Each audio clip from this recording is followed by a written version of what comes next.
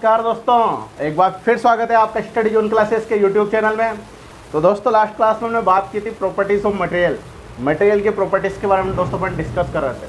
तो दोस्तों हमारी कुछ प्रॉपर्टी और बाकी है मटेरियल से रिलेटेड, जिसके बारे में डिस्कस आज हम करेंगे दोस्तों। तो दोस्तों आज की क्लास का हमारा पहला टॉपिक है मेलेबिलिटी, जिसे हिंदी में बोला जाता है आघात वर्धनीयता। अब दोस्तों आघात वर्धनीयता किसे कहते हैं उसके बारे में हम डिस्कस करते हैं। यह मान लो दोस्तों एक बार है, एक पिंड है, एक ब्लॉक है। इस पे अपन ने कंप्रेसिव फोर्स लगाया। डक्टिलिटी में अपन टेंसाइल फोर्स लगाते थे दोस्तों। मेलेबिलिटी में अपन क्या कर रहे हैं, कंप्रेसिव फोर्स लगा रहे हैं। जैसे जैसे अपन कंप्रेसिव फोर्स लगाएंगे दोस्तों, इसकी लेंथ कम होती जाएगी और इसकी हाइट इंक्रीज होती जाएगी। फिर फोर्स लगाया, फिर ऐसा हो गया, फिर फोर्स लगाया, एक कंडीशन ऐसे आएगी, ऐसा हो गया। तो दोस्तों डक्टिलिटी पे तो अपन ने पढ़ा था कि टेंसाइल फोर्स का मान बढ़ाते जाते थे, डिफॉर्मेशन का मान बढ़ता जाता था और उसमें फ्रैक्चर होने से पहले मैक्सिमम डिफॉर्मेशन होता था। लेकिन दोस्तों मेलेबिलिटी में अपन टेंसाइल फोर्स के स्थान पे कौन सा फोर्स लगा रहे हैं, कंप्रेसिव नेचर का फोर्स लगाते हैं। संपीड़न बल लगा ले, कंप्रेसिव नेचर का फोर्स लगाते हैं, इसकी लेंथ क्या होगी, कम होगी और हाइट बढ़ती जाएगी, एक कंडीशन ऐसे आ जाएगी दोस्तों, जब ये शीट में कन्वर्ट हो जाएगा। किस में कन्वर्ट हो जाएगा, एक शीट, पतली शीट में कन्वर्ट हो जाएगा। तो अपन कह सकते हैं कि इसमें भी मैक्सिमम डिफॉर्मेशन होगा, लेकिन इसमें जो डिफॉर्मेशन होगा वह कंप्रेसिव फोर्स के अंडर में होगा और इसमें भी मैक्सिमम डिफॉर्मेशन होगा। डक्टिलिटी में अपन मटेरियल को वायर में कन्वर्ट कर सकते थे, इसमें मटेरियल को अपन शीट में कन्वर्ट करेंगे।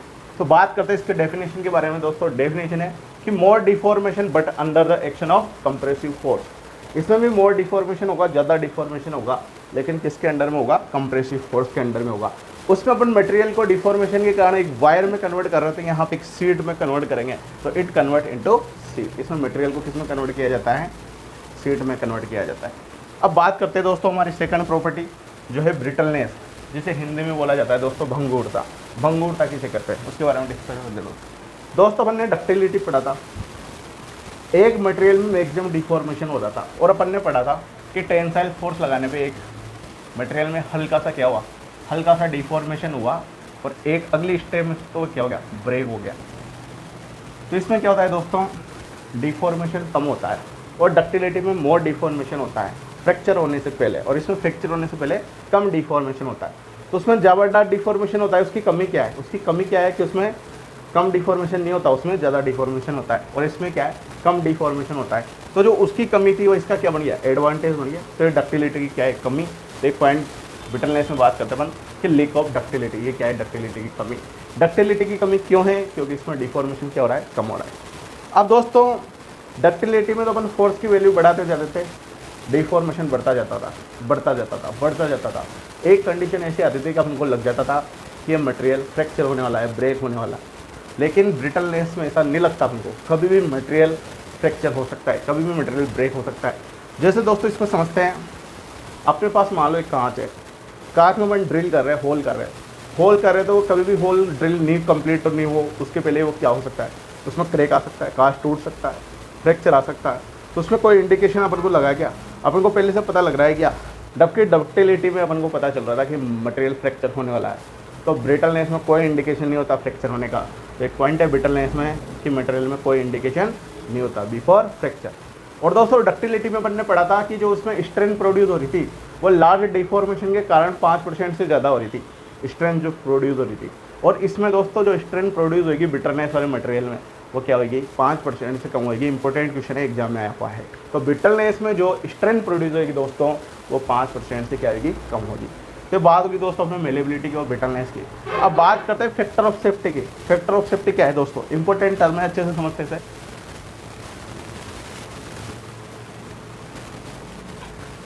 फैक्टर ऑफ सेफ्टी है दोस्तों, मान लो अपन को कोटा से जयपुर जाना है, कोटा से कहाँ जाना है, जयपुर जाना है। अब दोस्तों मान लो अपन को 5 आवर का टाइम लगता है, 12 बजे अपन जयपुर पहुँचे, तो यहाँ से 7 बजे स्टार्ट हुए। तो दोस्तों अपन को जयपुर जाने में कितने घंटे, 5 घंटे लगे। अगर ट्रैफिक नहीं हुआ या कहीं जाम नहीं लग रहा तो इस कंडीशन में हमको 5 घंटे लग रहे। तो दोस्तों ये ज़रूरी थोड़ी है कि जाम नहीं लग रहा हो, ट्रैफिक नहीं निकल रहे हो। दोस्तों गाड़ी का टायर भी पंचर हो सकता है। तो अपन को 12 बजे पहुंचना है तो अपन फिक्स 5 घंटे पहले चलेंगे क्या, कुछ भी कंडीशन को देखते हुए अपन क्या करेंगे कि भाई 5 घंटे तो लगते हैं, लेकिन अपन तो 6-7 घंटे पहले चले, तो 5 घंटे से पहले पहुंच ही जाए। तो अपन क्या करते हैं दोस्तों, 7 बजे के स्टार में कब जाना पसंद करेंगे, 5 बजे जाना पसंद करेंगे। तो अपन ने ये 2 घंटे के आ गया, जल्दी जाना पसंद किया। तो दोस्तों ये जो टाइम अपन ने लिया कम, ये किस लिए लिया, इसी को बोलते हैं फैक्टर ऑफ सेफ्टी। क्या बोलते हैं, फैक्टर ऑफ सेफ्टी, कि किसी भी चीज़ को अपन सेफ्टी से कर सके, इसलिए अपन को क्या करना चाहिए, कुछ ना कुछ सावधानियाँ बरतनी चाहिए, उसी को बोला जाता है फैक्टर ऑफ सेफ्टी। एक एग्जाम्पल और समझते हैं दोस्तों। एक एग्जाम्पल ये है, मान लो ये एक ब्लॉक है दोस्तों, एक पिंड है, इस पर अपन ने टेंसाइल नेचर का फोर्स लगाया, और ये फोर्स को दोस्तों, जो फोर्स है इसके कारण एक इंटरनल रेजिस्टेंस क्रिएट होगा इस पर डिफॉर्मेशन के कारण, और उसके कारण स्ट्रेस प्रोड्यूस होगी।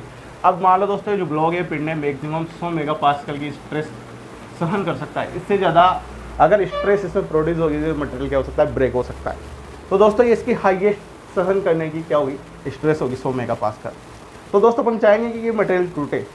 अपन घर में कोई मटेरियल होता है तो कि भाई ये इतना फोर्स लगाए टूट जाएगा, तो अपन चाहते हैं क्या कि वो टूटे। अपन क्या करेंगे, यार इतना नहीं लगाया, अपन कम में काम चला लेंगे, किसी चीज़ में अपन को फोर्स लगा रहा हो। तो दोस्तों अपन ने इसको अलाउ कर दिया कि 100 तो छोड़ो, हम तो 70 मेगापास्कल ही यूज़ कर लेते हैं इस पर, ताकि हमारा मटेरियल तो क्या रहे, सेफ रहे।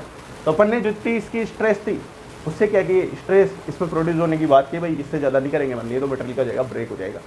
तो अपन ने अलाउ कितनी करी, 70 मेगापास्कल अलाउ करी इस पर, इतनी स्ट्रेस अपन सहन कर सकते हैं इस मटेरियल से। अभी मान लो पुल बनाते हैं तो फॉल इसके मटेरियल की स्ट्रेंथ देख के डिफाइन किया जाता है। तो दोस्तों फेलर स्ट्रेस मतलब 100 मेगापास्कल के बाद तो मटेरियल क्या हो जाएगा, फ्रैक्चर हो जाएगा, फेल हो जाएगा।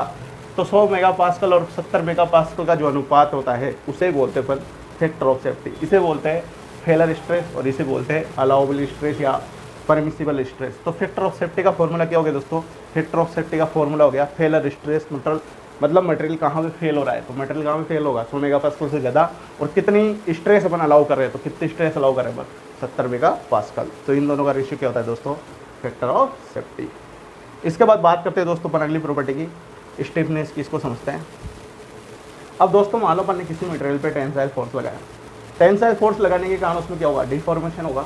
अब डिफॉर्मेशन होगा, उस डिफॉर्मेशन खत्म करने के लिए एक रेजिस्टेंस फोर्स उसके अंदर क्रिएट होगा। तो दोस्तों जो रेजिस्टेंस फोर्स ही है वही उस मटेरियल की किसको शो करता है, स्टिफनेस को शो करता है। इसको समझते हैं दोस्तों, एक तो ये हो गया रेजिस्टेंस जो होता है वो स्टिफनेस को शो करता है। एक पॉइंट है दोस्तों, जो लोड होता है, जो फोर्स होता है, उसमें रेजिस्टेंस फोर्स क्रिएट हुआ और कितना डिफॉर्मेशन हुआ, इनका जो रेशियो होता है लोड और डिफॉर्मेशन का रेशियो, ये भी क्या कहलाता है, स्टिफनेस कहलाता है। इसे समझते हैं दोस्तों। मान लो दोस्तों ये दो मटेरियल अपने पास है, ये मटेरियल फर्स्ट, ये मटेरियल सेकेंड। दोस्तों इन अपन ने समान एक्सटर्नल फोर्स लगाया, इस पर भी एफ लगाया, इस पर भी एफ लगाया, इसके क्रॉस सेक्शनल एरिया भी दोनों की सेम है। अब दोस्तों मान लो अपन ने इलोंगेशन फिक्स कर दिया, डिफॉर्मेशन फिक्स कर दिया कि मेरे को दोनों मटेरियल्स के पार्टिकल के अंदर 2 mm का डिफॉर्मेशन करवाना है, तो इसमें भी 2 mm का डिफॉर्मेशन करवाना है और इसमें भी 2 mm का डिफॉर्मेशन करवाना है। अब दोस्तों इसमें 2 mm का डिफॉर्मेशन करने के लिए अपन को 300 न्यूटन के फोर्स की रिक्वायरमेंट है, और इसमें 2 mm का डिफॉर्मेशन करने के लिए 400 न्यूटन के फोर्स की रिक्वायरमेंट है। तो इसमें 2 mm डिफॉर्मेशन करने के लिए अपन को 400 न्यूटन का एक्सटर्नल फोर्स लगाना पड़ा, और इसमें 300 न्यूटन का एक्सटर्नल फोर्स लगाया। डिफॉर्मेशन क्या कर दिया अपन ने, फिक्स कर दिया। तो दोस्तों डिफॉर्मेशन फिक्स कर दिया तो जो स्टीफनेस है वो डायरेक्टली किसके प्रोपोर्शनल रहेगी, लोड की प्रोपोर्शनल रहेगी। तो जिसमें लोड का मान ज़्यादा रहेगा उसी की स्टीफनेस क्या रहेगी, ज़्यादा रहेगी। तो एक्सटर्नल फोर्स ज़्यादा किस में लगाना पड़ा अपन को, इसमें लगाना पड़ा 400 न्यूटन वाले में। तो इस वाले मटेरियल की स्टीफनेस क्या रहेगी दोस्तों, ज़्यादा रहेगी। इस प्रकार से अपन स्टीफनेस को डिफाइन कर सकते हैं। ठीक है दोस्तों, इसके बाद हम आगे चलते हैं।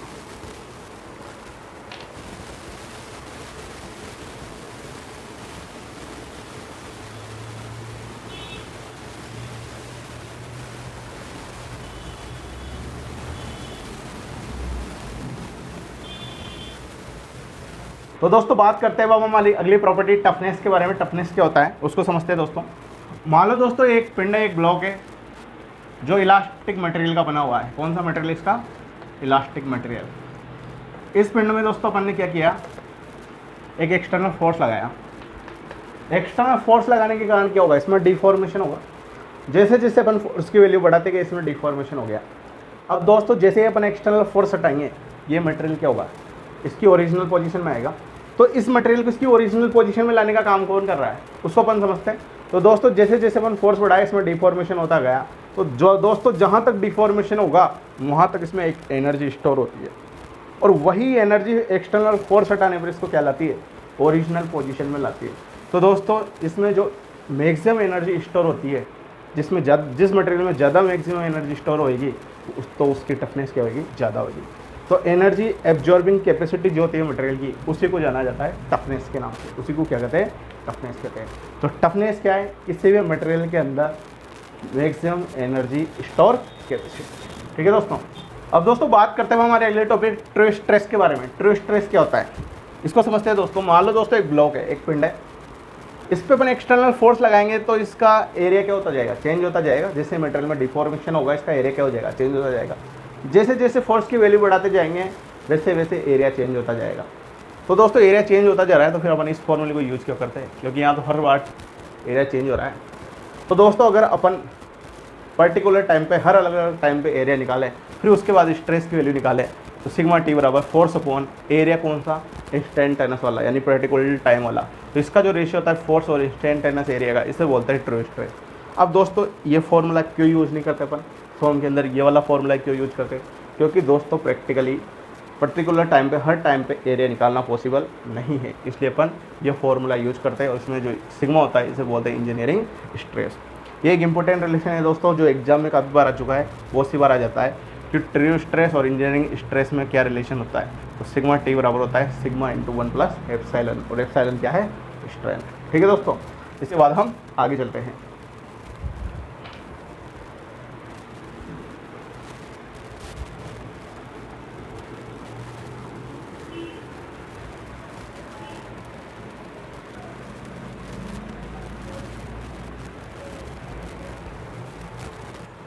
अब दोस्तों बात करते हैं हमारे अगले टॉपिक स्ट्रेस स्ट्रेन कर्व के बारे में। बहुत इंपॉर्टेंट टॉपिक है दोस्तों, एग्जाम के पॉइंट ऑफ व्यू से काफ़ी क्वेश्चन इस टॉपिक से पूछे जाते हैं, तो अच्छे से समझना है इसे दोस्तों। इसे समझते अपन दोस्तों, मान लो एक माइल्ड स्टील का ब्लॉक है जिस पे अपन ने एक्सटर्नल फोर्स लगाया जिसकी लेंथ एल है। कौन से मटेरियल का है दोस्तों, ये है माइल्ड स्टील का। तो दोस्तों जैसे अपन फोर्स की वैल्यू बढ़ाते जाएंगे इसमें स्ट्रेन का मान बढ़ता जाएगा, क्योंकि डिफॉर्मेशन होगा तो डिफॉर्मेशन का कारण स्ट्रेन क्रिएट होगी और स्ट्रेन के कारण स्ट्रेस भी क्रिएट होगी। तो दोस्तों इनकी वैल्यू जो अपन को प्राप्त हुई स्ट्रेस और स्ट्रेन की, उनकी वैल्यू के आधार पे कर्व ड्रॉ किया गया और जिसे ही अपन स्ट्रेस स्ट्रेन कर्व के नाम से जानते हैं। तो दोस्तों यहाँ पे ये पाया गया कि जिस प्रकार से अपन एक्सटर्नल फोर्स का मान बढ़ाते जा रहे हैं तो अपन को पाया गया इस कर्व में कि जो स्ट्रेस होती है वह डायरेक्टली प्रोपोर्शनल पाई गई किसके, स्ट्रेन के। मतलब दोस्तों स्ट्रेस और स्ट्रेन में डायरेक्ट लीनियर संबंध पाया गया, एक रेखीय संबंध पाया गया। लेकिन दोस्तों ये एक पर्टिकुलर पॉइंट तक ही पॉसिबल हुआ कि एक पर्टिकुलर पॉइंट ये वाला, यहाँ तक जो कर्व हुआ ये लीनियर प्राप्त हुआ, और यहाँ तक जो लिमिट रहेगी दोस्तों स्ट्रेस और स्ट्रेन की, उस लिमिट को कहा गया इलास्टिक लिमिट। मतलब इलास्टिक लिमिट वाले पॉइंट तक तो स्ट्रेस डायरेक्टली प्रोपोर्शनल पाई गई किसके, स्ट्रेन के। मतलब उस पॉइंट तक तो क्या हुआ, हुक्स के नियम का पालन हो रहा है। हुक्स। अब दोस्तों जैसे ही अपन ने एक्सटर्नल फोर्स का मान बढ़ाया ये कर्व का लीनियर नेचर खत्म हो गया और ये यहाँ से थोड़ा कर्व शेप में स्ट्रेस का मान बढ़ने लग गया जिस प्रकार से अपन एक्सटर्नल फोर्स बढ़ाया। तो दोस्तों एक पॉइंट तक बढ़ता गया और उस पॉइंट को कहा गया अपर यील्ड पॉइंट। अब अपर यील्ड पॉइंट क्या होता है दोस्तों, अपन ने यील्डिंग स्ट्रेंथ पढ़ी थी, स्ट्रेंथ। यील्डिंग स्ट्रेंथ क्या थी कि अपन फोर्स लगाते जा रहे थे, उसमें डिफॉर्मेशन होता जा रहा था, उस पर कोई इफेक्ट ही नहीं पड़ रहा था।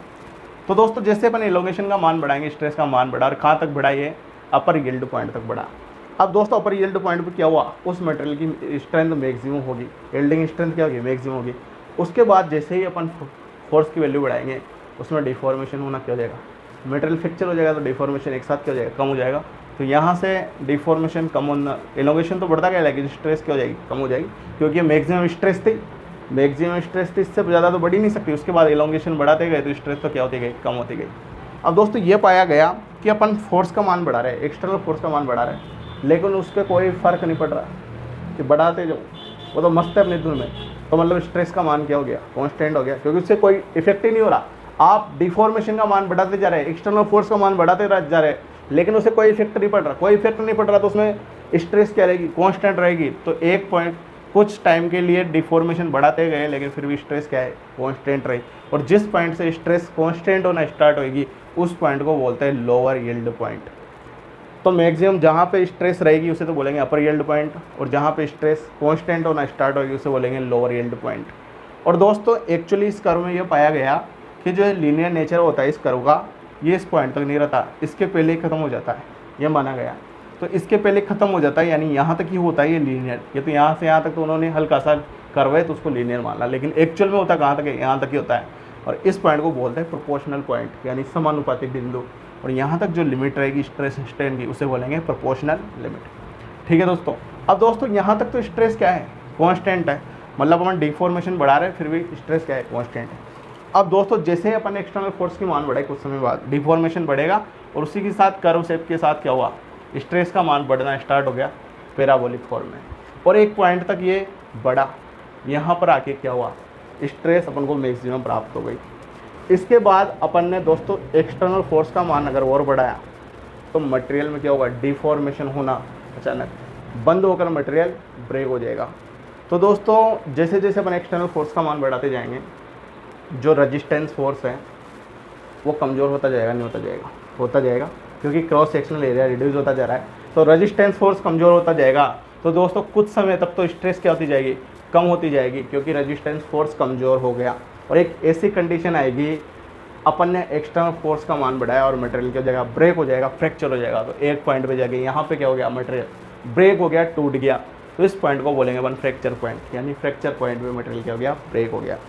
और जिस पॉइंट पे स्ट्रेस का मान मैक्सिमम होगा उस पॉइंट को बोला जाता है अल्टीमेट पॉइंट। तो कंपटीशन के अंदर यही क्वेश्चन पूछे जाते हैं दोस्तों कि मैक्सिमम स्ट्रेस वाला पॉइंट कौन सा है, तो आंसर हो जाएगा अपना अल्टीमेट पॉइंट। अपन से कहता जाएगा कि फ्रैक्चर पॉइंट क्या होता है, तो फ्रैक्चर पॉइंट ऐसा पॉइंट होता है जहाँ पर एक्सटर्नल फोर्स बढ़ाने पर स्ट्रेस का मान क्या होता है, खत्म हो जाता है, मटेरियल ब्रेक हो जाता है। ठीक है दोस्तों, तो दोस्तों ये बात थी अपनी स्ट्रेस स्टैंड कर्व की। तो ठीक है दोस्तों, आज की हमारी क्लास को हम यहीं समाप्त करते हैं, इसके आगे का प्रोसेस अगली क्लास में कंटिन्यू करेंगे। आशा करते हैं दोस्तों आज की हमारी क्लास आपको पसंद जरूर आई होगी।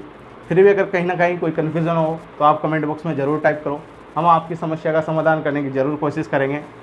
और दोस्तों आपसे रिक्वेस्ट है, अगर आपको हमारी क्लास पसंद आ रही हो तो अधिक से अधिक लाइक करें, शेयर करें, और अभी तक आपने चैनल सब्सक्राइब नहीं किया हो दोस्तों तो सब्सक्राइब जरूर करें।